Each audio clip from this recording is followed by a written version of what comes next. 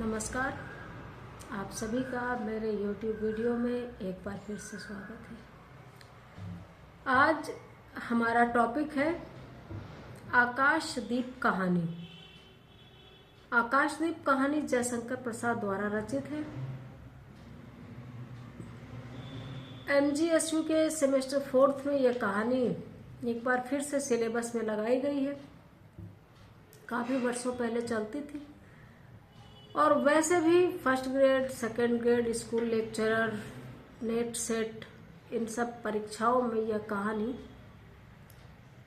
बार बार पूछी जाती रही है। इस कहानी से संबंधित प्रश्न प्रसाद जी के जीवन परिचय और उनकी काव्यगत विशिष्टताओं से संबंधित एक सेपरेट वीडियो मैंने पहले बना दिया था। उम्मीद है आप लोगों ने देखा होगा। इस वीडियो में उनके बारे में इतना ही कहूंगी कि वो बहुमुखी प्रतिभा के धनी थे। उन्होंने कहानियां लिखी तो व्यक्तिवादी और मनोविश्लेषक कथाकार के तौर पे एक शुरुआती पहचान उनको मिली। उनकी कथा लेखन शैली में उपन्यासों को सामाजिक उपन्यासों के रूप में प्रारंभिक जब हिंदी उपन्यासों का विकास काल था उसमें देखा जाता है। उनके लिखे एक घूंट एकांकी को हिंदी का प्रथम एकांकी का गौरव हासिल है। नाटकों में कल्पना और इतिहास के मणिकांचन संयोग के लिए उनको याद किया जाता है और ऐतिहासिक नाटककार के तौर पर उनकी पहचान है। कविताओं में छायावाद के वो पहले कवि माने जाते हैं। 5 कहानी संकलन है उनके। कामायनी उनका महाकाव्य है जो आधुनिक काल का बहुत महत्वपूर्ण महाकाव्य है। 5 कहानी संकलन में आकाशदीप उनका तीसरा कहानी संकलन है। इस कहानी का प्रारंभ संवादों के साथ हुआ है। आमतौर पर नाटक संवाद से ही शुरू और अंत होते हैं, इसलिए ये फर्क तो है, वर्णन भी है। लेकिन एकदम कौन हो तुम, बंदी, सोने दो, बंधन खुलने हैं, इस तरीके का जो शुरुआत का अंश है वो बहुत ही ज्यादा रोचक, रोमांचक और नाटकीयता से भरपूर है। मनोरंजक भी है, कौतूहलवर्धक भी है। कहानी का सारांश यह है कि एक व्यापारिक जहाज समुद्र में चल रहा है। मणिभद्र उसके अधिकारी हैं। अचानक डाकुओं का हमला होता है और फिर आपस में उनकी जो द्वंद्वात्मक स्थिति होती है उसमें मणिभद्र और कुछ सैनिक मारे जाते हैं और कुछ लोग बंदी बना लिए जाते हैं। अब उन बंदियों में एक तो बंदी है बुधगुप्त, जो कथा का नायक है, जिसको बाद में बंदी बना लिया गया था। पहले उसने कुछ लोगों को मार दिया था। दूसरी युवा एक लड़की है चंपा, उसको बंदी बना लिया जाता है क्योंकि जब उसके पिता, मणिभद्र उसके पिता थे, वो अपने पिता के साथ नौका में ही जीवन बिताती थी, समुद्र में ही जीवन बिताती थी। पिता की मृत्यु के बाद में उस पर गलत नजर डाली गई। जो बाद का मुखिया बचा और बात न मानने पर वो बंदिनी थी और बिल्कुल ही गहरे एक अंधकार में वातावरण, आंधी तूफान, चारों तरफ समुद्र का अथाह पानी ही पानी, उसके बीच में जब मौसम आंधी तूफान वाला हो रहा है तो 2 बंदी आपस में टकराते हैं। बंदिनी चंपा इतनी बुद्धिमती कि उस समय उसको सूझता है, जब आपत्ति काल है जहाज पर, उस समय उसको सूझता है आजाद होना। बंदी से पूछती आजाद होगे? वो कह रहा मुझे शीत लग रही है, कोई कुछ चादर उड़ा दो जो मैं सो जाऊं। वो कहती फिर दोबारा मौका नहीं मिलेगा।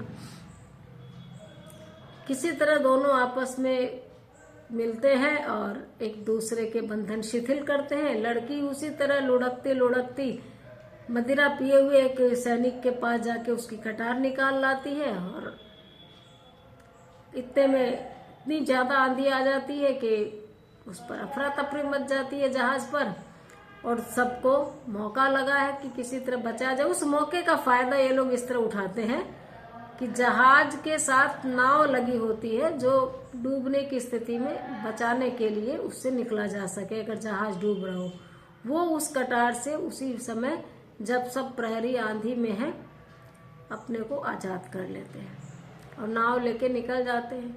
सुबह का दृश्य भी बड़ा सुहाना, बड़ा सुंदर दिखाया है। अच्छा, कहानी की भाषा बहुत एक तरफ तो बहुत रोचक है।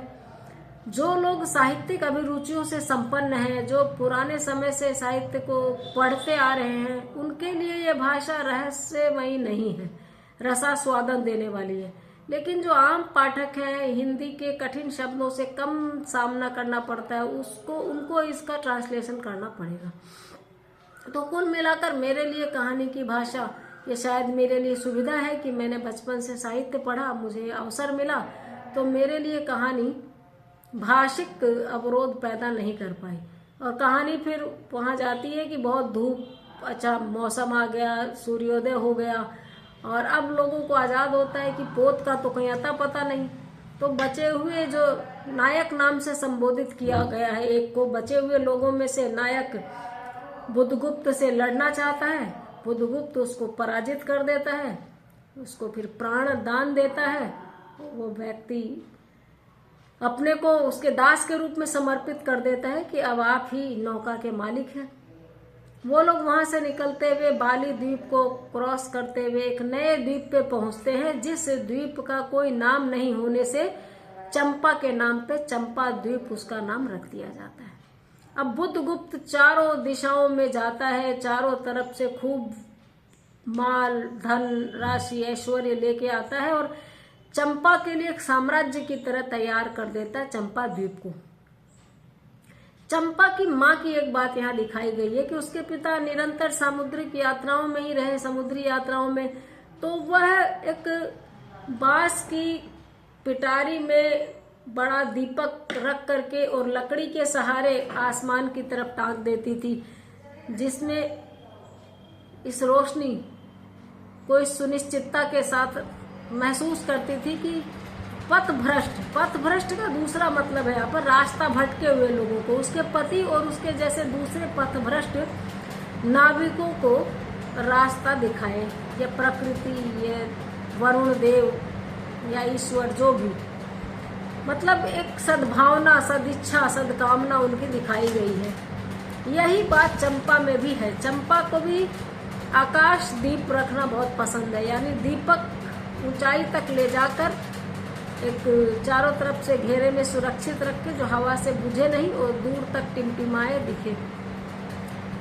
वहां पर उसकी एक सहचरी है, सेविका है जया, उसके स्वागत में, उसके काम में, सेवा में बुद्धगुप्त इतने लंबे समय से उसके लिए हर सुख साधन प्रस्तुत करता है, लेकिन दोनों दूर हैं। ऐसे में एक दिन वह चंपा से विवाह का प्रस्ताव रखता है। तब यहाँ पर पता चलता है कि चंपा उससे कितनी घृणा करती है। वह मानती है कि उसके पिता मणिभद्र का कत्ल बुद्धगुप्त के हाथों हुआ है, लेकिन बुद्धगुप्त ने उसको इतनी सुख सुविधाएं भी दी थी और जिस तरह से नाव पर दोनों, पहले वो नायक और इसकी लड़ाई हुई थी, वहां पर भी उसकी मदद इसने की थी, कटार से इसको छुड़ाया तो इसी ने था। तो ये भी बात जानती थी कि कितना भी कठोर हो, लेकिन कहीं न कहीं मानवता के कुछ गुण इसमें है, लेकिन समझौता नहीं करती थी पिता की हत्या से, तो उसने उसको मना कर दिया और अपनी कंचुकी से अपने पास से छुपी हुई कटार निकाल के उसके सामने ही फेंकी, जहाँ ये पता चलता है कि वो कोशिश में रहती थी कि कभी न कभी बुद्धगुप्त की हत्या वो अपने हाथों से करके अपने पिता की मृत्यु का बदला ले ले, लेकिन अपने हृदय के हाथों हार जाती है कि वह बुद्धगुप्त को गर्मी बहुत है पसंद करने लगती है इस रूप में कि वह उसके अच्छाइयों को देख रही है, किस तरह उसके लिए वो हर सुख जुटाना चाहता है, उसकी एक मुस्कान के लिए वो सन्नद्ध रहता है। तो वह बोलती है कि वह खुद अपने उस दिल से हार गई जो उससे बदला लेना चाहता था, तो उस दिल पर वह, उस हृदय पर वह दोबारा भरोसा नहीं कर सकती कि वो बुधगुप्त का हो जाएगा क्या। कहने का मतलब है वो विवाह से इनकार कर देती है। अब यहाँ पे बुधगुप्त का बहुत ही परिष्कृत व्यक्तित्व उभर कर आता है। वो उससे पूछता है कि वह चाहती क्या है। चंपा कहती है कि वो अपना धन साम्राज्य ऐश्वर्य लेकर जहाज में बैठकर और भारतवर्ष चला जाए। बुधगुप्त पूछता है तो चंपा क्या करेगी। चंपा कहती है कि वह इसी द्वीप में रहेगी, नगरवासियों की सेवा करेगी, आकाश द्वीप से नाविकों को रास्ता दिखाएगी, यही रहेगी। और बुधगुप्त सचमुच में उसकी बात मानकर हमेशा के लिए जहाज में चंपा के इच्छा अनुसार सामान लाद कर भारतवर्ष के लिए निकल जाता है। लंबे समय तक चंपा उस द्वीप पर लोगों की सेवा करती है और एक दिन खुद मृत्यु को प्राप्त हो जाती है। यहाँ पर कहानी समाप्त हो जाती है, लेकिन कुछ प्रभाव, कुछ बातें, कुछ सवाल, कुछ जवाब हमारे लिए छोड़ जाती है कि व्यक्ति में अगर पराधीनता से बाहर आने की चेष्टा है तो वह आपदा को अवसर में बदल सकता है। जिस समय नाव पर चारों तरफ तूफान था, उस समय चंपा ने सोए हुए बुधगुप्त को जगाया और उन दोनों को मुक्त कराया और वो एक दिन दूसरे द्वीप के सर्वे सर्वा बने। दूसरी सबसे अच्छी बात कि अगर व्यक्ति किसी को प्रेम करता है तो उसकी इच्छा, उसकी अनिच्छा का सम्मान करना उसका सबसे बड़ा कर्तव्य है। बुधगुप्त जलदस्यु था, मल्ल योद्धा था, बहादुर था, हिंसक था, लेकिन कोमलता उसके हृदय का एक प्रमुख रूप बनकर आई है जब चंपा के सामने वह उसकी हर बात को मानता है। चंपा से उसने, जब इसमें आया भी है कहानी में कि हम एक साथ इतने समय से द्वीप में रह रहे हैं लेकिन हम दूर दूर हैं। कहने का मतलब उसने चंपा से कभी भी वह जबरदस्ती करने की कोशिश नहीं की जो उसके पिता की मृत्यु के बाद जहाज के दूसरे सैनिक ने की थी। और वह इस बात के लिए अपने को तैयार कर लेता है कि चंपा से उसको दूर चले जाना है। तीसरी बात कि आप जिस रास्ते पे नहीं जाते हैं उस रास्ते पे भी लोगों का मार्ग प्रशस्त करने के लिए आप रोशनी की व्यवस्था करते हैं। इसके अलावा इसकी भाषा, कहन की शैली विशिष्ट है, रोचक है। अपने समय के हिसाब से कहानी बहुत मार्मिक और लोकप्रिय है। हालांकि अब कहानी बहुत सारे नए विमर्शों को पार कर चुकी है। उनका ट्रीटमेंट, उनका कलेवर, उनका तेवर बदल चुका है, लेकिन तत्कालीन कहानी की विकास यात्रा के हिसाब से आकाशदीप निस्संदेह एक बहुत ही प्रभावोत्पादक, मार्मिक और लोकप्रिय कहानी है। आज इतना ही, मिलते हैं किसी और वीडियो में किसी और टॉपिक के साथ। नमस्कार।